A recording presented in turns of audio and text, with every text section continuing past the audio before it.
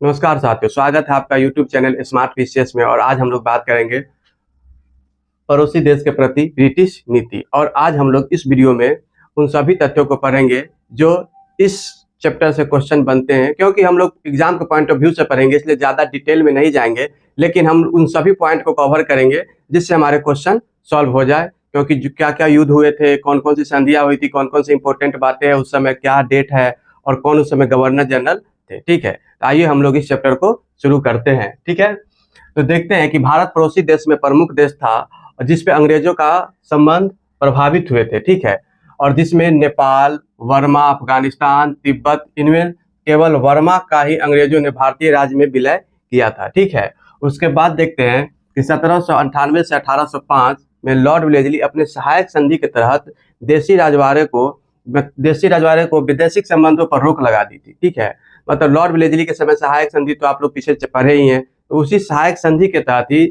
जो भी देशी रजवाड़े थे उनके विदेशी संबंध पे रोक लगा दिया था। मतलब विदेशी जो भी निर्णय लेते थे उस पर रोक लगा दी और बोले थे कि अब खुद हम विदेशी संबंध देखेंगे या विदेश नीति देखेंगे। ठीक है, तो यहाँ से 1798 से 1805 के दौर में ये रोक लगा दी गई देशी रजवाड़े पर और ब्रिटिश करने लगे, विदेश नीति बनाने लगे। ठीक है, उसके बाद देखते हैं इंडो नेपाल रिलेशन। यह पहला पड़ोसी देश था जिसका अंग्रेजों के साथ युद्ध हुआ था। ठीक है, तो एंग्लो नेपाल युद्ध 1814-16 के मध्य हुआ था। ठीक है, तो इस युद्ध में अंग्रेज का विजय होता है और संगोली की संधि होती है। तो एंग्लो नेपाल युद्ध 1814-16 में हुआ था। तो अंग्रेज की तरफ से लॉर्ड हेस्टिंग सेना लेके जाते हैं और नेपाल की सेना गोरखों के बीच में युद्ध होती है, जिसमें अंग्रेज विजयी होती है और गोरखा हार जाते हैं। ठीक है, तो संगोली की संधि हुई 1816 में। और काठमांडू में एक ब्रिटिश रेजिडेंट रखने की बात होती है संधि के तहत, और अंग्रेजों को गढ़वाल, कुमायूं, सिक्किम का क्षेत्र मिल जाता है और जिसे ग्रीष्मकालीन राजधानी के रूप में यूज करते हैं अंग्रेज।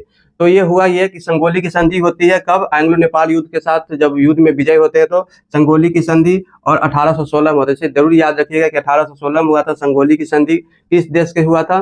तो एंग्लो नेपाल युद्ध के बाद नेपाल के साथ संगोली की संधि हुई थी। इस संधि में हुआ ये कि अब मतलब जो भी होगा ब्रिटिश रेजिमेंट वहां रखा जाएगा और ये सभी क्षेत्र गढ़वाल, कुमायूं जो उत्तराखंड का क्षेत्र और सिक्किम ये अंग्रेजों को मिल गया। ठीक है, और उसके बाद देखते हैं यही कारण था कि 1857 में गोरखा अंग्रेज का बहुत बड़ा वफादार था। ठीक है, तो इस तरह से हम लोगों ने इसे देख लिए।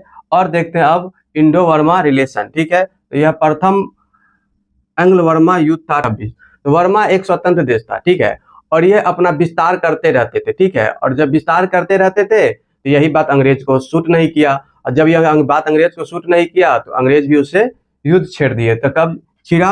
1824-26 के मध्य। कारण यह था कि उसका विस्तारवादी नीति था वर्मा का, जिसे अभी म्यांमार कहते हैं। तो कारण था कि वर्मा वाले शाहपुर द्वीप पर आक्रमण कर दिए। तब governor general Amherst, governor general कौन थे इस समय? एम्स हर्ट थे, और वर्मा के विरुद्ध युद्ध का घोषणा तथा रंगून, प्रोम आदि क्षेत्र पर अधिकार कर लेते थे। एम्स हर्ट युद्ध का घोषणा कर देते हैं और रंगून, प्रोम पर आदि पर अधिकार कर लेते हैं। उसके बाद होती है यान्डबू की संधि। यही होता था कि जब दो देश युद्ध कर रहे हैं और जब इसमें कुछ निर्णय नहीं निकला तो बोलता था अब संधि कीजिए, जो हार गया उसके बाद बोलते संधि कीजिए। संधि के तहत हुआ ये कि इसके तहत अंग्रेजों को अराकन, तेनासीराम आदि क्षेत्र मिले तथा राजधानी आवा में ब्रिटिश रेजिडेंट रखना स्वीकार हुआ था। ठीक है, तो देखते हैं क्या क्या हुआ था इसमें यान्डबू की संधि में। तो अंग्रेजों का अराकन, तेनासीराम आदि क्षेत्र मिले तथा राजधानी आवा में ब्रिटिश रेजिडेंट रखने स्वीकार हुआ। और किस देश के साथ हुआ था यान्डबू की संधि? 1826 में हुआ था इंडो वर्मा युद्ध के बाद, एंग्लो वर्मा युद्ध के बाद। ठीक है, तो इसे ध्यान रखिएगा। 24-26 में देश जरूर याद रखिएगा, देश से ही यान्डबू की संधि हुई। प्रथम एंग्लो वर्मा युद्ध हुआ था तो कौन सी संधि हुई थी? यान्डबू की संधि। और हुआ कब था? 1824। इस तरह से याद रखिए, संगोली की संधि 1816 और यान्डबू की संधि 1826। इसके 10 साल बाद इसका संधि हुआ था। फिर इसके बाद हम लोग देखते हैं वर्मा का द्वितीय युद्ध। यह 1852 में होता है लॉर्ड डलहौजी के वक्त। ठीक है, फिर उसके बाद देखते हैं वर्मा का तृतीय युद्ध। यह होता है 1885 से 88। इस समय भारत का गवर्नर जनरल थे लॉर्ड डफरिन। ठीक है, इसमें वर्मा का पराजय होता है और ब्रिटिश राज में इसका विलय हो जाता है।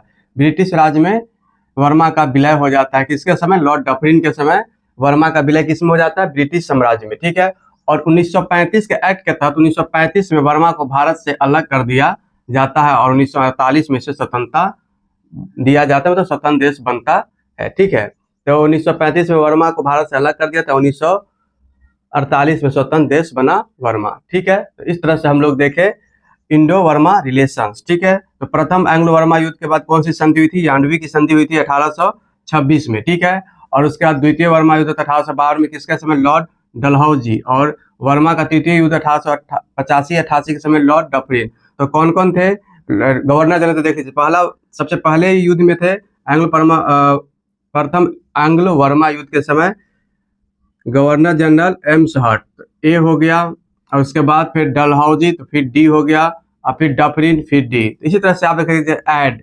ठीक है, ऐड मतलब भारतीय राज्य में इसे जोड़ा गया था, इस तरह से याद रखिए। जैसे विलय हो गया था, और सबको विलय नहीं होता, लेकिन वर्मा का विलय हो गया, इसलिए ऐड से याद रखिए, एम्स हर्ट, डलहौजी, डफरिन। इस तरह से आप इसे याद रख सकते हैं। और नेपाल युद्ध के समय हुआ था कौन सा? संगोली की संधि 1816 में, और यानवी की संधि 1826 में। डेट भी बहुत इंपॉर्टेंट है दोस्तों, डेट जरूर याद रखिएगा। अब हम लोग अफगानिस्तान को देखते हैं दोस्तों। तो देखते हैं कि अंग्रेज को सबसे ज्यादा डर था अपने राज्य को रूस से। ठीक है, क्योंकि रूस का विस्तारवादी नीति था, और वो चाह रहे थे अगर रूस का विस्तार दक्षिण की ओर हुआ तो हमारे राज्य को खतरा हो सकता है। इसलिए अंग्रेज चाहते थे कि हमारा संबंध अफगानिस्तान से अच्छा हो जाए, और अफगानिस्तान में अपना राज्य का विस्तार करके और वहाँ एक रेजिडेंट बना दिया जाए। ठीक है, तो इसीलिए, और अफगानिस्तान में शाह शुजा थे, वो वहाँ का शासक बनना चाह रहा था। अब अहमद अब्दाली का पोता था वो। ठीक है, लेकिन इसलिए वो रंजीत सिंह से मदद मांग रहे थे। फिर जब ये बात ऑकलैंड को पता चलता है, तो ऑकलैंड समझता है ये तो बहुत अच्छा मौका है, और इस समय हमारा राज्य का विस्तार अफगानिस्तान तक हो जाएगा, और वहाँ एक रेजिडेंट भी मेरा स्थापित हो जाएगा। तो प्रथम एंग्लो अफगान युद्ध 1839-42 के समय, ऑकलैंड के समय होता है, और त्रिपक्षीय संधि होता है, जिसमें ऑकलैंड ने रंजीत सिंह शाह शुजा से मिलकर 1838 में त्रिपक्षीय संधि की, परंतु अफगान का असफलता मिली। त्रिपक्षीय संधि के बाद शाह शुजा को वहां का राजा माना जाता है। ठीक है, लेकिन वहां का जनता ही इसे एक्सेप्ट नहीं करते हैं, और विद्रोह हो जाता है, और इसके बाद यह असफल हो जाता है। फिर देखते हैं कि सर जॉन लॉरेंस की अफगान नीति कुशल और कमैता कहलाती है।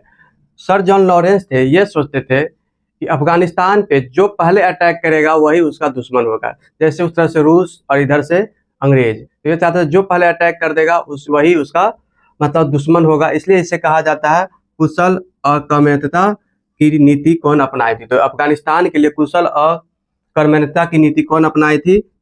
तो ये सर जॉन लॉरेंस। एक बार एग्जाम में इसे पूछा गया प्रीवियस ईयर में कि अफगान के प्रति कुशल और कर्मठता की नीति कौन अपनाई थी? तो सर जॉन लॉरेंस। इसलिए इन्होंने कभी मतलब अफगानिस्तान पे अटैक वगैरह नहीं किया, न कोई युद्ध किया, न कोई संधि की, और न रूस किया। इसी तरह अफगानिस्तान एक बफर जोन के स्टेट के रूप में बना रहा। उसके बाद फिर देखते हैं लॉर्ड लिटन के समय द्वितीय एंग्लो अफगान युद्ध होता है। तो लॉर्ड लिटन क्या करते हैं, फिर वही चिट्ठा की एक रेजिमेंट वहाँ रहेगा, फिर एक मतलब कर देना पड़ेगा, और मतलब जो भी उसका नीति अंग्रेज के प्रति रहना पड़ेगा। ठीक है, लेकिन होता ये है कि उसके बाद ये युद्ध हो जाता है, द्वितीय एंग्लो अफगान युद्ध। उसके बाद अमीर शेर अली परास्त हो जाते हैं युद्ध में, और उसका पुत्र याकूब खान से संधि होती है, गंडमक की संधि। तो इसे ध्यान रखिए, गंडमक की संधि 1879 में होता है। ठीक है, 1879 में गंडमक की संधि होती है। उससे पहले नेपाल के साथ हुआ था कौन? संगोली की संधि, और वर्मा के साथ हुए थे यांडवू की संधि। ठीक है, तो इसे ध्यान रखिएगा। नेपाल वाला संगोली की संधि 1816, उसका 1826 में 10 साल बाद यांडवू की संधि आई, 1879 में गंडमक की संधि अफगानिस्तान से। तो इस तरह से इसे ध्यान रखिएगा दोस्तों। उसके बाद गंडमक की संधि के बाद ब्रिटिश रेजिमेंट मेजर केवेनगरी की हत्या वहां पे हो जाती है। ठीक है, और उसके बाद अब्दुल रहमान काबुल का अमीर बनता है, इसी का भतीजा था शेर अली का, तो वो वहाँ का अमीर बनता है। उसके बाद 1907 में एंग्लो रूस समझौता होता है। उसके बाद जब यहाँ मेजर केवेनरी की हत्या कर देगा तो अंग्रेज तो चुप बैठेगा नहीं, फिर युद्ध होता है। उसके बाद रूस से 1907 में समझौता होता है कि इस पे मतलब कोई अटैक नहीं करेगा, ना वो करेंगे ना हम करेंगे, मतलब रूस करेगा ना अंग्रेज करेगा, और वो एक बफर जोन की तरह रहेगा। तो इस तरह से देखते हैं कि द्वितीय अफगान युद्ध में अंग्रेज का वहां पे प्रभाव स्थापित हो जाता है, लेकिन वहां एक रेजिमेंट भी रख देते हैं। तो इस तरह से देखते हैं कि अफगानिस्तान पे भी ब्रिटिश का प्रभाव स्थापित हो जाता है। उसके बाद देखते हैं दोस्तों सिंध। लॉर्ड एलनबरो के समय में सिंध पे अभियान चलाए थे। तो लॉर्ड एलनबरो के समय चार्ल्स नेपियर सिंध में अंग्रेजी रेजिडेंट थे चार्ल्स नेपियर, ठीक है, सिंध में अंग्रेजी रेजिडेंट थे और उस समय गवर्नर जनरल थे लॉर्ड एलनबरो। तो चार्ल्स नेपियर ने सैन्य अभियान कर 1843 में सिंध पर ब्रिटिश साम्राज्य में मिला लिया गया।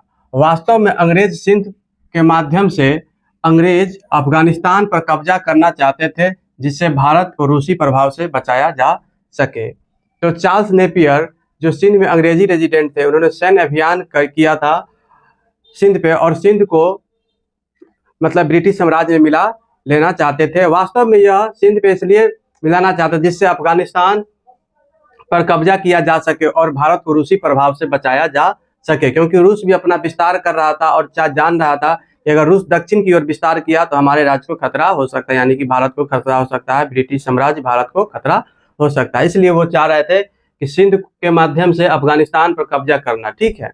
तो आइए हम लोग फिर देखते हैं। इसी पे नेपियर ने कहा था, हमें सिंध को अपने अधीन करने का कोई अधिकार नहीं है, फिर भी हम ऐसा करेंगे। यह एक बहुत उपयोगी, लाभदायक और मानवतापूर्ण निष्ठा होगी। तो यह कथन नेपियर ने दिए थे, हमें सिंध पे अपने अधीन करने का कोई अधिकार नहीं है, फिर भी हम ऐसा करेंगे और यह एक बहुत उपयोगी, लाभदायक और मानवतापूर्ण निष्ठा होगी। इसे ध्यान रखिएगा दोस्तों। उसके बाद देखते हैं फिर तिब्बत। तो तिब्बत देखते हैं, यहाँ लॉर्ड कर्जन के समय हुआ था इस पे अभियान, ठीक है। तो तिब्बत पे रूसी प्रभाव को समाप्त करने के लिए 1904 में यंग हस्बैंड के नेतृत्व में एक सैन्य अभियान तिब्बत भेजा और इसमें अंग्रेज को सफलता मिलती है और इस सैन्य अभियान के बाद इसे अभियान का सैन्य मतलब अंग्रेज को कई अधिकार भी तिब्बत में मिल जाते हैं और वहाँ एक रेजिडेंट रखते हैं। तो इस तरह से हम लोगों ने देखे दोस्त पड़ोसी देश के प्रति ब्रिटिश नीति, जिसमें हम लोगों ने पहले देखा नेपाल, फिर बर्मा, फिर अफगानिस्तान, उसके बाद देखे सिंध, फिर तिब्बत। तो इसे ध्यान रखिएगा।